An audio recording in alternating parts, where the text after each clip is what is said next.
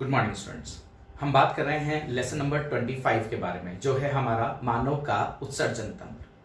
मानव के उत्सर्जन तंत्र का आज भाग 2 है और इस मानव के उत्सर्जन तंत्र के इस भाग 2 में आज हम बात करेंगे उत्सर्जन तंत्र के विभिन्न अंगों की संरचना के बारे में, बाह्य संरचना के बारे में और आंतरिक संरचना के बारे में। तो आइए, मानव के उत्सर्जन तंत्र में जो प्रमुख अंग है वो कौन कौन से हैं। एक तो होता है हमारा वृक्क, जो एक जोड़ी वृक्क है। दूसरा है मूत्रवाहिनी, ये दिखाई दे रही है आपको, ये भी एक जोड़ी है। मूत्रवाहिनियां आगे जाकर खुलती है मूत्राशय में और मूत्राशय आगे जाकर खुलता है मूत्रमार्ग में। तो ये 4 प्रमुख अंग हैं हमारे उत्सर्जन तंत्र में। हम एक एक करके इसके बारे में बात करते हैं। सबसे पहले हम बात कर लेते हैं वृक्क के बारे में। जो मनुष्य का वृक्क है वो एक जोड़ी होता है और उदर गुहा में स्थित होता है। उदर गुहा के बारे में आप अच्छी तरह से जानते हैं। उदर गुहा में स्थित होता है और उदर गुहा में रीढ़ की हड्डी के दोनों तरफ स्थित होते हैं, दाहिनी तरफ भी और बाईं तरफ भी। जो दाहिनी तरफ वाला वृक्क है वो कुछ आगे की तरफ होता है, जबकि बाईं तरफ वाला जो वृक्क है वो कुछ पीछे की तरफ होता है।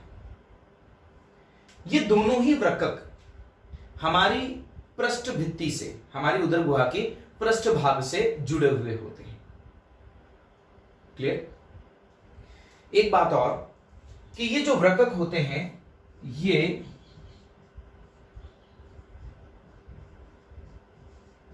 मेटानेफ्रिक प्रकार के होते हैं। क्लियर? आगे बात कर लेते हैं इनकी लंबाई और चौड़ाई के बारे में। तो लंबाई की बात करें तो लंबाई में ये 10 से 11 सेंटीमीटर लंबा होता है। इसकी चौड़ाई की बात करें तो चौड़ाई में ये 5 से 6 सेंटीमीटर चौड़ा होता है। लंबाई में 10 से 11 सेंटीमीटर, चौड़ाई में ये 5 से 6 सेंटीमीटर। अगर इसकी मोटाई की बात करें तो 2.5 से 3 सेंटीमीटर मोटा होता है। क्लियर? और अगर वजन की बात करें तो वजन होता है लगभग 120 से 170 ग्राम। क्लियर? तो ये था हमारा वृक्क। इसके और व्यूज देख लेते हैं हम। ये हमारा वृक्क है। क्लियर? इसकी लंबाई के बारे में हमने बात कर ली, चौड़ाई के बारे में हमने बात कर ली, मोटाई के बारे में हमने बात कर ली और इसके वजन के बारे में हमने बात कर ली, स्थिति के बारे में हमने बात कर ली और इसके प्रकार के बारे में बात कर ली। क्लियर? तो ये था हमारा वृक्क। इसकी आंतरिक संरचना के बारे में आगे डिटेल में बात करेंगे। जो दूसरा अंग है वो दूसरा अंग है हमारा मूत्रवाहिनी।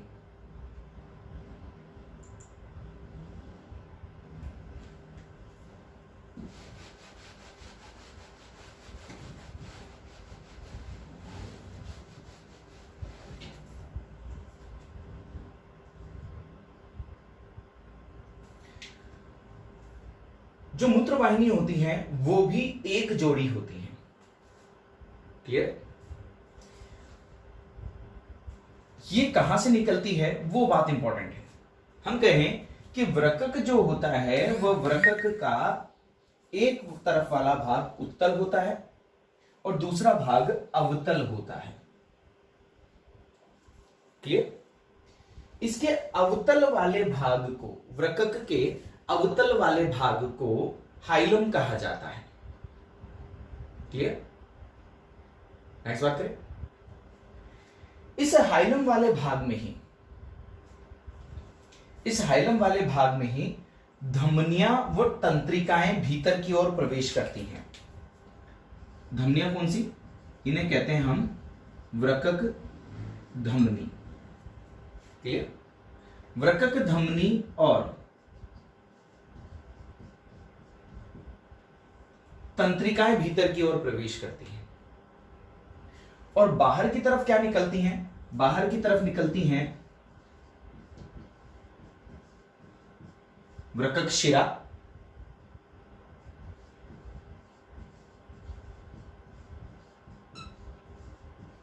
लसिका वाहिका और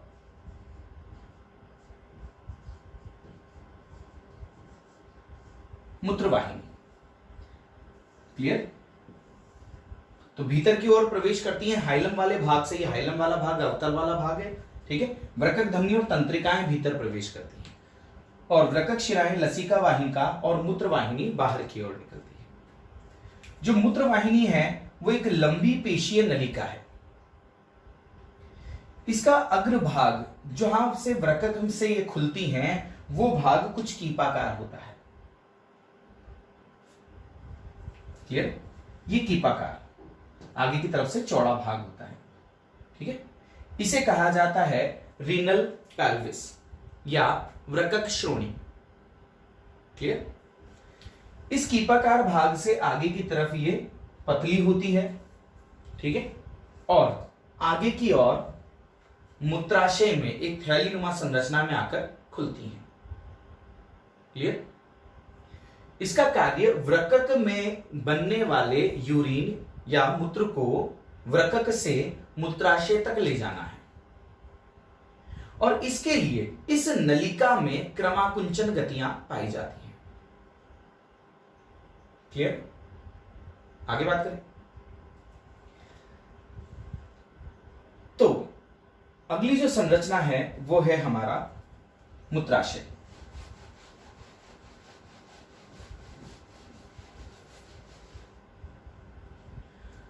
मूत्राशय की संरचना के बारे में बात कर लेते हैं। जो मूत्राशय होता है वो मूत्राशय पुरुषों में मलाशय से आगे की तरफ स्थित होता है।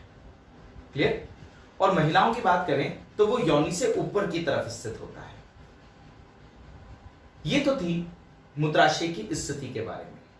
बात करते हैं इसकी संरचना के बारे में। तो जो मूत्राशय होता है वो एक शंक्वाकार संरचना है।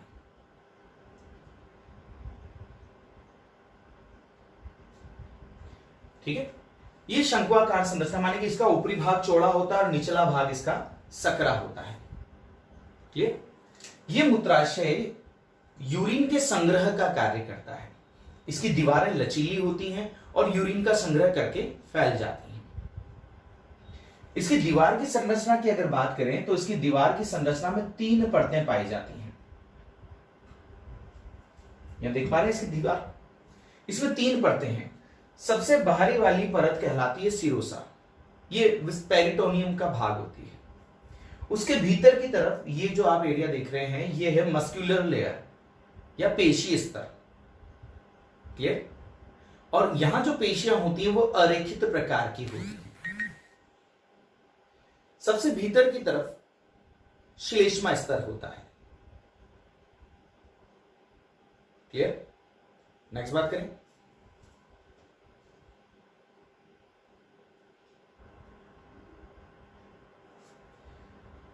यहां जो ये लेयर है ये पेरिटोनियम की लेयर आपको दिखाई दे रही होगी, उसके अंदर मस्कुलर लेयर और सबसे भीतर वाला श्लेष्मा स्तर होता है।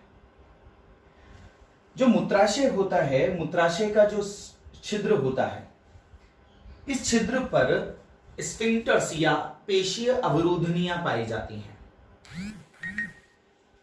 ये पेशीय अवरोधनियां जब शिथिल होती हैं तो मूत्राशय में संग्रहित यूरिन आगे की ओर मूत्र मार्ग या यूरिथ्रा में चला जाता है। क्लियर? तो ये था मूत्राशय। नेक्स्ट बात करते हैं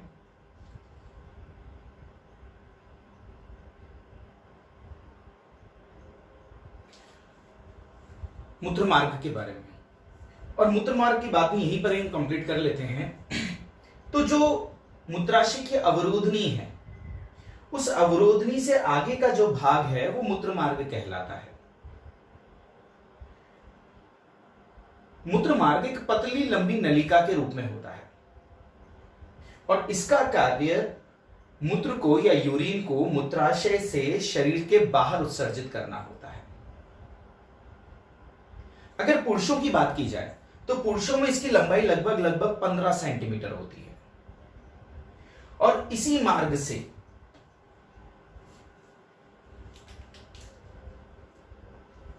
में आकर जो नर जनन तंत्र का की नलिका है, वो नर जनन तंत्र की नलिका भी इसमें खुलती है। तो आगे जाकर ये मूत्र मार्ग मूत्र जनन मार्ग हो जाता है, यूरिन को भी स्थानांतरित करता है या बाहर पहुंचाता है, और वीर्य या शुक्राणुओं को भी बाहर पहुंचाने का कार्य करता है। इसके उलट स्त्रियों में इसकी लंबाई 4 सेंटीमीटर होती है और ये केवल मूत्र मार्ग का ही कार्य करता है, मूत्र जनन मार्ग का कार्य नहीं करता है। क्लियर? बात करें आगे, तो पुरुषों में इसे 3 भागों में बांटा गया है इस पूरे मूत्र मार्ग को। जिसका शुरुआती भाग है वो प्रोस्टेट भाग कहलाता है, जो प्रोस्टेट ग्रंथि के आसपास का होता है। इसकी लंबाई लगभग 2.5 सेंटीमीटर होती है। इसे कहते हैं प्रोस्टेट भाग। प्रोस्टेट भाग के आगे का जो भाग होता है, ये प्रोस्टेट ग्रंथि वाला क्षेत्र है और इस भाग को प्रोस्टेट भाग कहा जाता है।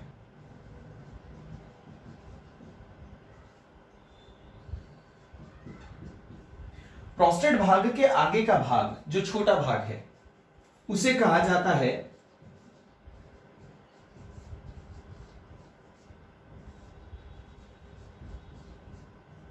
झिल्लीनुमा भाग, और झिल्लीनुमा भाग के आगे का भाग कहलाता है शिश्न भाग। इससे आगे का जो भाग है वो कहलाता है शिश्न भाग, जिसकी लंबाई लगभग 15 सेंटीमीटर होती है। क्लियर? तो ये था मानव का उत्सर्जन तंत्र, जिसमें हमने बात कर ली वृक्क के बारे में,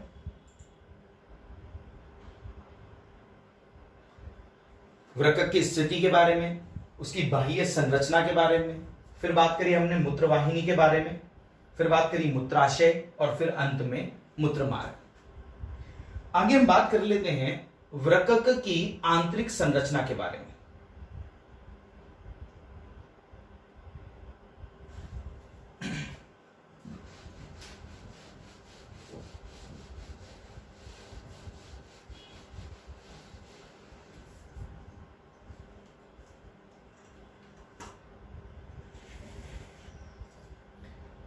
जो वृक्क की आंतरिक संरचना है, उस वृक्क की आंतरिक संरचना में वृक्क के 2 भाग होते हैं।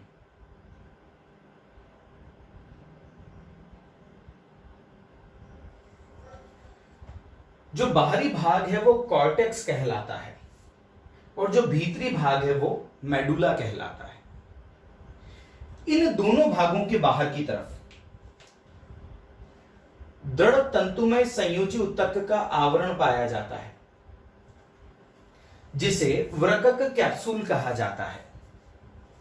यह दृढ़ तंतुमय संयोजी ऊतक का आवरण होता है।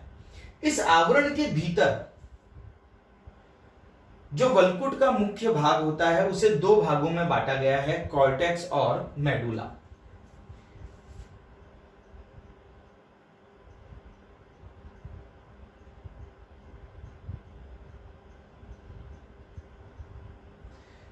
यहां जो व्हाइट एरिया आपको दिखाई दे रहा है ये कॉर्टेक्स पार्ट है, और ये जो ग्रीन एरिया आपको दिखाई दे रहा है ये मेडुला पार्ट है। इस वल्कुट का जो निर्माण है, उस वल्कुट का निर्माण वृक्क नलिका द्वारा होता है। वृक्क नलिका एक प्रकार की जटिल और कुंडलित नलिका है, जिसमें आगे की ओर एक प्यालेनुमा संरचना होती है जिसे मेलपिगियन कहा जाता है। आगे हम डिटेल बात करेंगे। ये जो नलिका है इसे दूरस्थ कुंडलित नलिका कहा जाता है, समीपस्थ कुंडलित नलिका। ये यू आकार की जो नलिका है इसे हैनले का लूप कहा जाता है। फिर एक और कुंडलित नलिका होती है जिसे दूरस्थ कुंडलित नलिका कहा जाता है, जो आगे चलकर एक बड़ी नलिका में खुलती है। इस बड़ी नलिका को संग्राही नलिका कहा जाता है। तो लाखों की संख्या में हमारे वृक्क के अंदर ऐसी नलिकाएं पाई जाती हैं। अगर हम एक डिवाइडिंग लाइन बनाएं यहां से,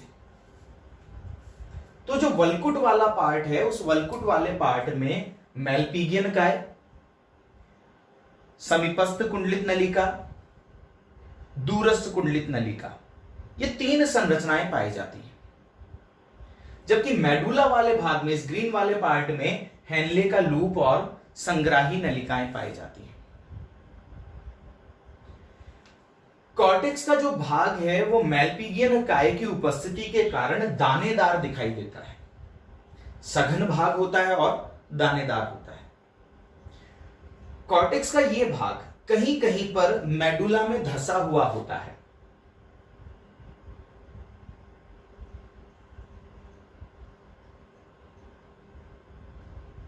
ये दिखाई दे रहा है, ये कॉर्टेक्स वाला भाग है जो कहीं कहीं अंदर की तरफ धंसा हुआ है। यहां धंसा हुआ है, यहां धंसा हुआ है, यहां धंसा हुआ है, यहां पर और यहां। इन्हें बर्तनी के गर्त कहा जाता है या बर्तनी के स्तंभ कहा जाता है।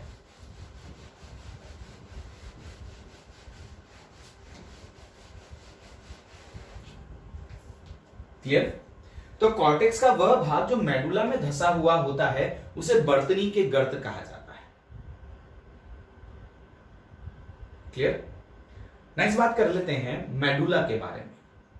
जो मेडुला भाग होता है वो कॉर्टेक्स का मध्य वाला भाग होता है या भीतरी भाग होता है, और इसमें वृक्क नलिकाओं के हेनले के लूप और संग्रह नलिकाएं पाई जाती हैं। क्लियर? बर्तनी के स्तंभों की वजह से, या यूं कहें कि कॉर्टेक्स भाग के भीतर धंसने की वजह से मेडुला भाग शंक्वाकार हो जाता है, ऊपर से चौड़ा, नीचे से संकरा। इस प्रकार से शंक्वाकार हो जाता है। इसीलिए इसे कहा जाता है वृक्क पिरामिड, ठीक है, या मेडुला पिरामिड कहा जाता है। मेडुला पिरामिड से निकलने वाली जो संग्रह नलिकाएं हैं वो संग्रह नलिकाएं आगे जाकर इस तरह से छोटी छोटी संरचनाओं में खुलती हैं। क्लियर? इन छोटी संरचनाओं को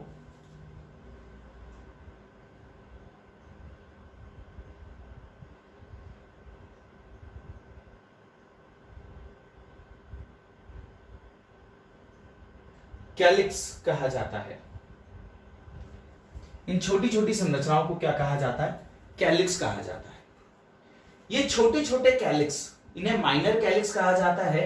ये आगे जाकर बड़े कैलिक्स में खुलते हैं, और ये बड़े कैलिक्स आगे जाकर मूत्रवाहिनी के अगले भाग में खुलते हैं, जिन्हें हम कहते हैं वृक्क श्रोणि। तो छोटे कैलिक्स बड़े कैलिक्स में खुलते हैं, और बड़े कैलिक्स आगे जाकर वृक्क श्रोणि में खुलते हैं। क्लियर? और वृक्क श्रोणि माने कि मूत्रवाहिनी के भाग में खुलते हैं, और ये आगे जाकर कहां चला जाता है? मूत्रवाहिनी में चला जाता है। तो ये थी हमारे वलकुट की आंतरिक संरचना।